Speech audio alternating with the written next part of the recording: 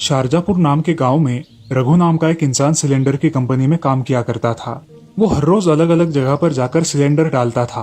एक दिन ऐसे ही वो गांव में टहल रहा था, तभी उसकी नजर गांव के बहुत सारे होटल्स पर पड़ी। उन होटल्स को भी सिलेंडर्स की जरूरत पड़ती थी, मगर सिलेंडर बहुत महंगे होने के कारण वो खरीद नहीं पाते थे। अरे, ये लोग तो सिलेंडर का यूज भी नहीं करते। अगर मैं इन्हें छोटे सिलेंडर बेचूं तो? रघु अब छोटे सिलेंडर बेचने का बिजनेस शुरू कर देता है। सिलेंडर कम दाम में मिलने के कारण लोग भी उसे खरीदते थे। अब रघु गांव में बाकी लोगों को बड़े सिलेंडर बेचा करता था, और जो छोटे सिलेंडर है वो गांव के ढाबे वालों को, ठेले वालों को बेचा करता था। रघु ने उसके धंधे के साथ एक मशीन भी खरीद ली, जो बड़े सिलेंडरों की गैस निकालकर छोटे सिलेंडरों में भरा करती थी। ऐसे ही बहुत दिन बीत जाते हैं और रघु अपना धंधा बहुत अच्छी तरीके से करता है। वो बड़े सिलेंडरों की थोड़ी थोड़ी गैस निकालकर अपने छोटे सिलेंडरों में भरता गया, और अब गांव के लोग उस सिलेंडर को खरीदने लगे। ऐसे ही एक दिन, अरे भाई, इस महीने तो मेरे घर का सिलेंडर एक ही महीने गया, हमेशा तो 2 महीने जाता है। आपने ज्यादा इस्तेमाल किया होगा, इसलिए ज्यादा लगा होगा। क्या पता, अगली बार करके देखता हूँ। अब कुछ दिन बीत जाते हैं और रघु सरपंच के घर सिलेंडर देने जाता है। अरे आओ सिलेंडर वाले, इस बार तो मेरा सिलेंडर जल्द ही खत्म हो गया। ऐसे कैसे? हमारे घर में तो सिर्फ हम 2 लोग ही है। अरे सरपंच जी, हो जाता है ऐसा कभी कभी। इस सिलेंडर में अब नेचुरल गैस आता है, जो कि बहुत महंगा होता है, और महंगा होने के कारण तुम लोग बोलते हो कि जल्द खत्म हो जाता है। ऐसा बोल के रघु वहां से निकल जाता है। अब रघु गांव में ऐसे ही बहुत से लोगों को इसी तरह पट्टी पढ़ाता है, और लोग उसके झांसे में फंस जाते हैं। एक दिन गांव के रिटायर्ड मास्टर के घर में भी यही समस्या हुई। जल्द ही उनका सिलेंडर खत्म हो गया। अरे रघु, इस बार भी मेरा सिलेंडर जल्द ही खत्म हो गया। अरे नहीं मास्टर जी, आपने ही ज्यादा यूज किया होगा इस सिलेंडर का। अरे नहीं रघु, ऐसा तो कुछ इस महीने इससे बनाया नहीं, लेकिन इतने जल्दी खत्म हो गया।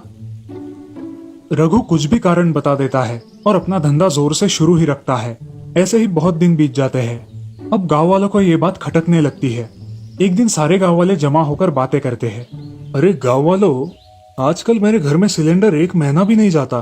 अरे सरपंच जी, मेरा भी कुछ ऐसा ही हाल है, हमारे यहाँ भी ऐसा ही हो रहा है। अरे सरपंच जी, हम सबके घरों के सिलेंडरों का भी यही हाल है। अब हमें इसके खिलाफ कुछ करना होगा, क्योंकि एक साथ सारे गांव वालों के सिलेंडर नहीं खत्म हो सकते।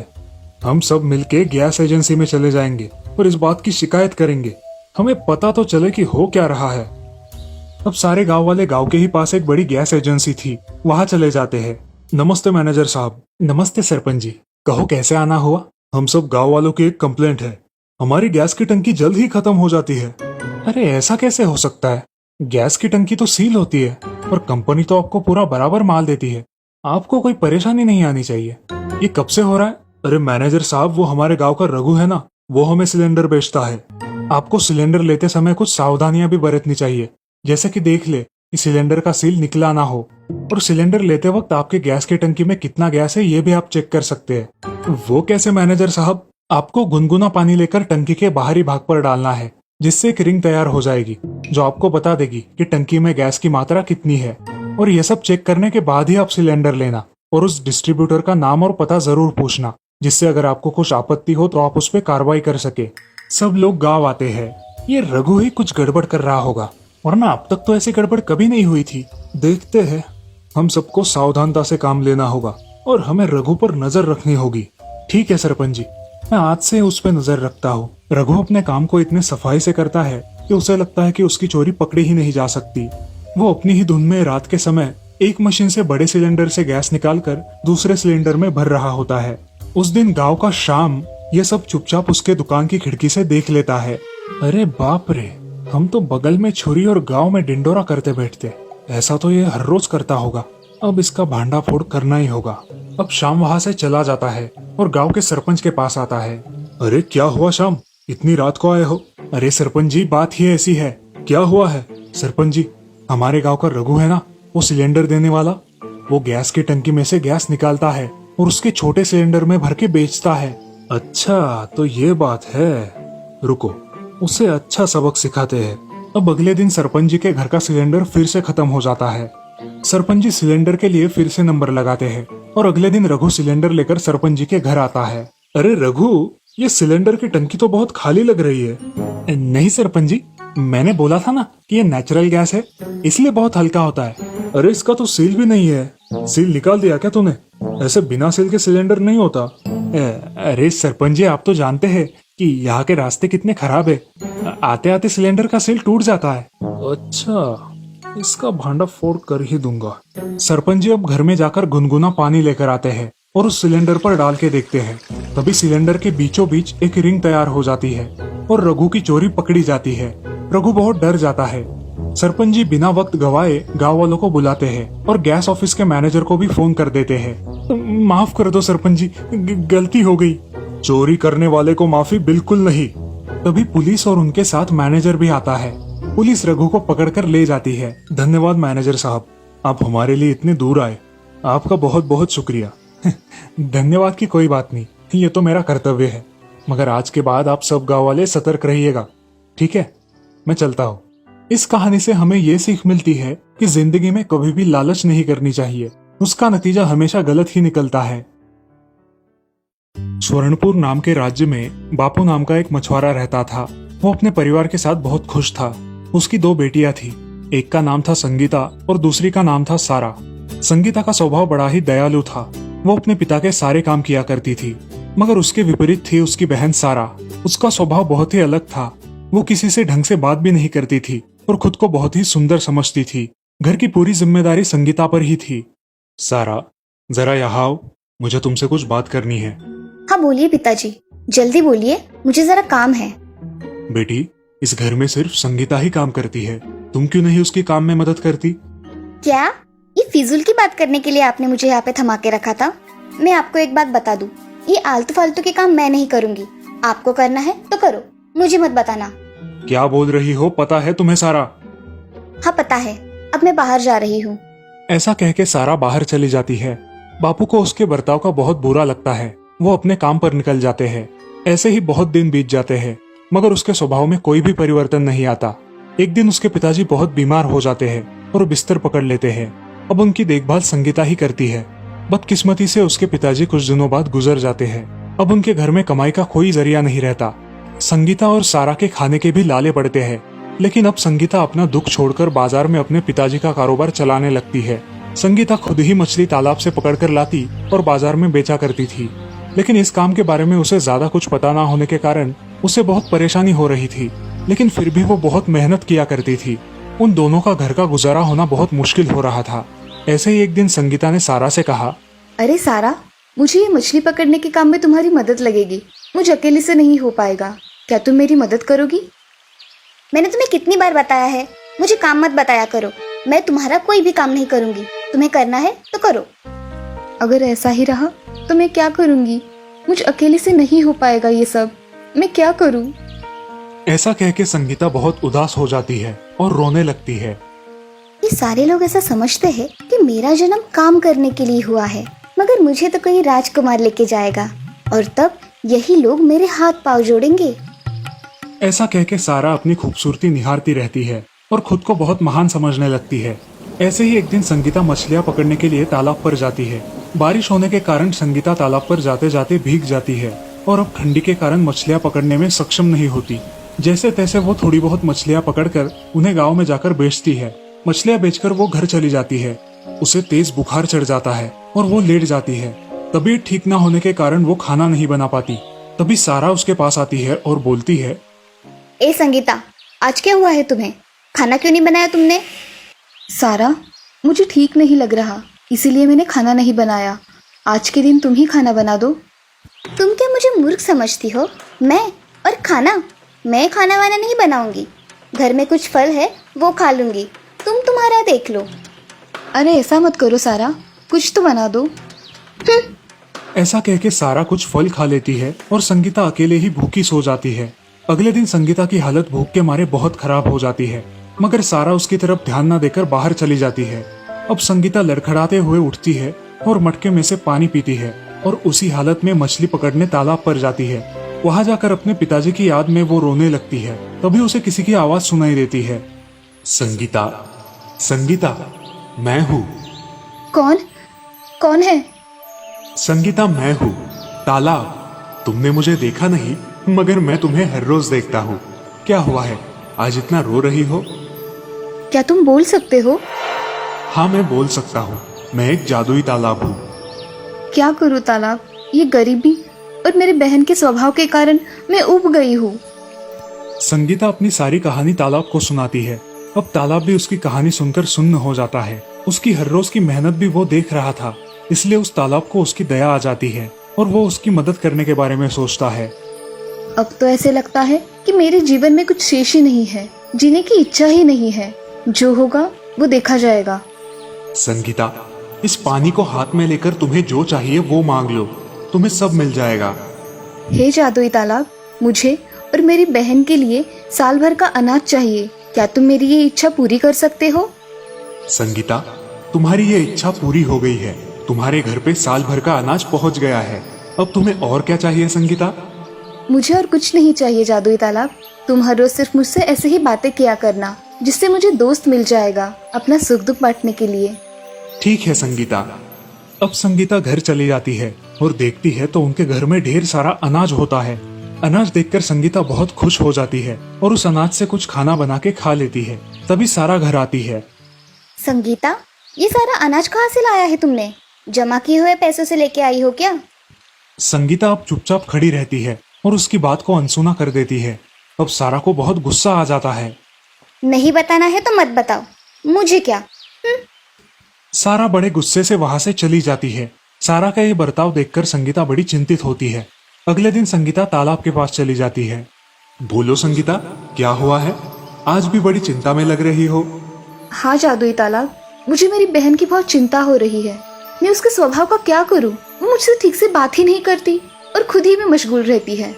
हाँ, पता है तुम्हारी बहन का स्वभाव। तुम ऐसा करो, तुम उससे झगड़ा करके अलग घर में रहने के लिए जाओ, जिससे उसे तुम्हारी कीमत पता चले। मगर मेरे पास दूसरा घर नहीं है जिसमें मैं जाके रह सकूं। तुम जब घर पहुंचोगी तब तुम्हें तुम्हारा नया घर तुम्हारे पुराने वाले घर के पास ही मिल जाएगा। उसमें सारी सुख सुविधाएं भी होंगी, जिससे तुम आराम से जीवन व्यतीत कर सकोगी। धन्यवाद तालाब। अब संगीता घर जाने के लिए निकलती है। घर पहुंचकर देखती है तो उसके घर के पास एक बहुत बड़ा आलीशान घर होता है।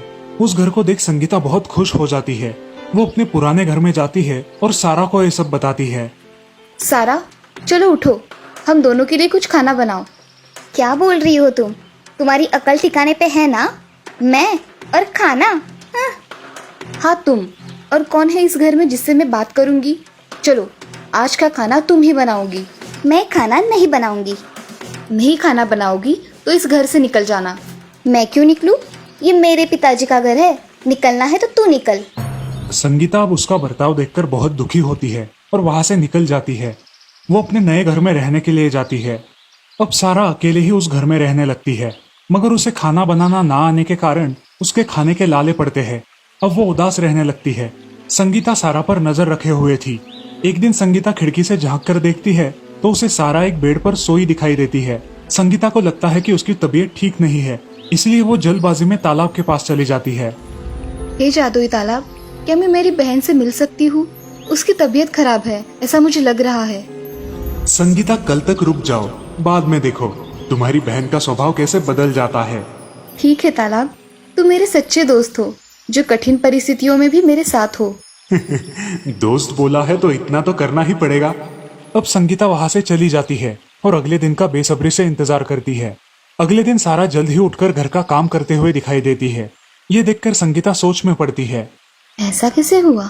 संगीता अपने बगीचे में टहलने जाती है। अचानक उसे देख सारा भागती हुई आती है और संगीता, मुझे माफ कर दो। मैंने तुम्हारे साथ बहुत बुरा बर्ताव किया है, मुझे माफ कर दो ना। सारा, मैंने तुम्हें कब का माफ कर दिया है।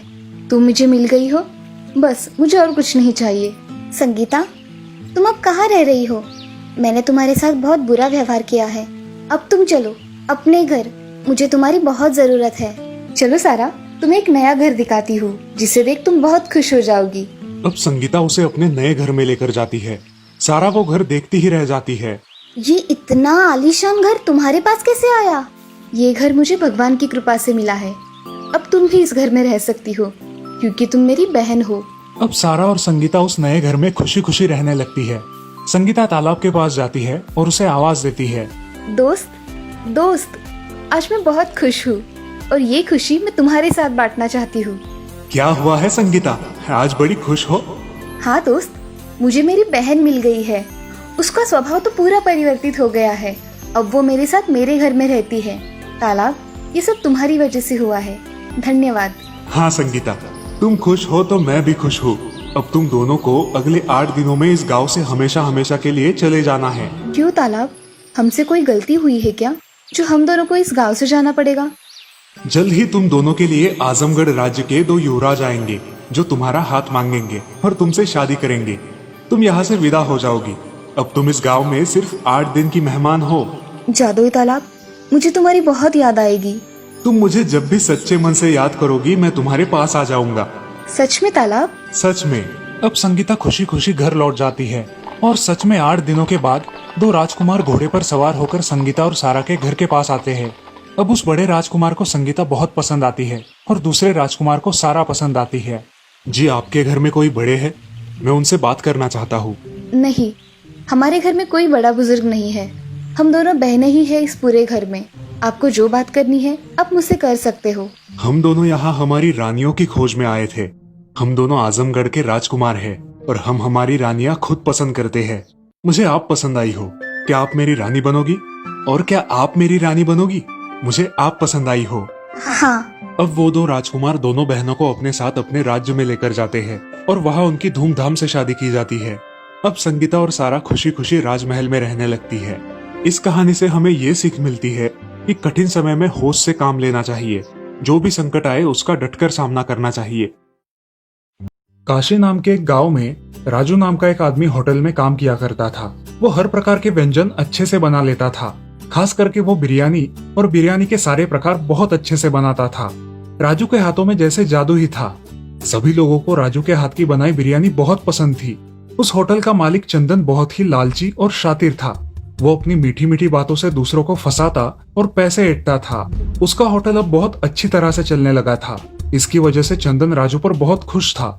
ग्राहकों की ज्यादा बिरयानी की मांग देखकर चंदन राजू को ज्यादा बिरयानी बनवाने को बोलता और राजू से बहुत ज्यादा काम करवाता था। एक दिन राजू को बहुत तेज बुखार आया और उसके पास खुद का इलाज करने के लिए भी पैसे नहीं थे। सुनो, तुम होटल जाकर सेठ जी से कुछ पैसे मांग कर लाओ। बाद में वो मेरी तनख्वाह से काट लेंगे। ठीक है। नमस्ते सेठ जी, मेरी पति की तबीयत बहुत खराब है। मुझे पैसों की जरूरत है। मुझे कुछ पैसे दे दीजिए, वो आने के बाद लौटा देंगे। भाभी जी, आपको तो पता ही है कि आजकल धंधा कैसे चल रहा है। ये राजू जब तक काम पर नहीं आएगा तब तक तो मेरा नुकसान ही है ना। ठीक है, अब आप आ ही गई हो तो ये 100 रुपए लेकर किसी अच्छे अस्पताल में उसका इलाज करवाइए। जाइए। पत्नी वो 100 रुपए लेकर चली जाती है और सोनार के दुकान पर जाकर अपने जेवर बेच के अपने पति का अच्छे से इलाज करवाती है। जब राजू ठीक हो जाता है तो वो अपनी पत्नी के जेवर ना देख के उसे प्रश्न करता है। पत्नी जो सब हुआ वो उसे बता देती है और रोने लगती है।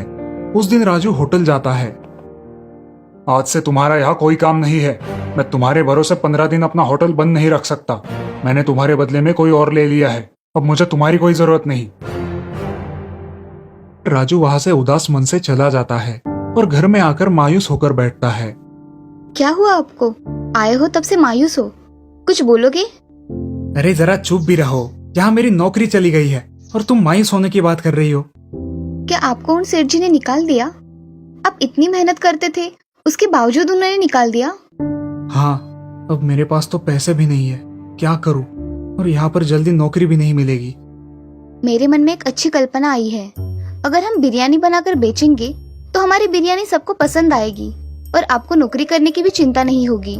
वैसे भी आपके हाथों का स्वाद तो लोगों को पता ही है।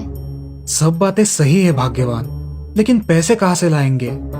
पत्नी ने अपने बचाए हुए पैसे निकाले और राजू से बोली, ये लीजिए, अब तो कोई चिंता नहीं है ना, इससे हमारा काम हो जाएगा। पत्नी की ये कल्पना राजू को पसंद आती है। वो एक ठेला किराए पर लेता है और पहले दिन एक बर्तन भर के बिरयानी बनाता है। बाजार में एक जगह ठेला लगाकर वो बिरयानी बेचने बैठता है। उसके बिरयानी की सुगंध इतनी अच्छी आती है कि सब लोग उसकी बिरयानी खरीदने के लिए दौड़ पड़ते हैं। उसकी पूरी बिरयानी जल्द ही खत्म हो जाती है और राजू घर खुशी खुशी लौट जाता है। अगले दिन से राजू थोड़ी ज्यादा बिरयानी बनाता है और अपनी बिरयानी बेच के धीरे धीरे उसे अच्छे दाम भी मिलने लगते हैं। कुछ दिनों बाद वो अपना खुद का ठेला खरीद लेता है। देखते ही देखते राजू का बिजनेस बहुत अच्छी तरह से चलने लगता है। ये बात चंदन को जब पता चलती है तब चंदन उसके ठेले पर आता है। अरे राजू, कैसे हो? मैं सोच रहा हूँ कि तुम्हें अपने होटल में फिर से नौकरी पर रख लूं। क्या विचार है तुम्हारा? धन्यवाद सेठ जी, लेकिन मुझे अब आपके यहाँ काम नहीं करना। मेरा ये छोटा सा ठेला ही मेरे लिए अच्छा है, कम से कम इज्जत तो मिलती है। चंदन को जो समझना था वो समझ गया और वहां से चला गया। जब राजू उसके होटल में काम किया करता था तब उसका होटल बहुत अच्छे से चलता था, लेकिन अब राजू ना होने के कारण उसका होटल पहले जैसे नहीं चल रहा था। अपनी लालच की वजह से उसका बहुत नुकसान हुआ था। इस तरफ अब राजू एक बड़े होटल का मालिक बन गया था। अब उसके पास सब कुछ था और वो गरीब लोगों की मदद भी करने लगा था। राजू अपने गांव में बिरयानी वाला राजू इस नाम से बहुत प्रसिद्ध हो गया। तो दोस्तों, इस कहानी से हमें ये सीख मिलती है कि हमें खुद के स्वार्थ के लिए दूसरों का शोषण नहीं करना चाहिए।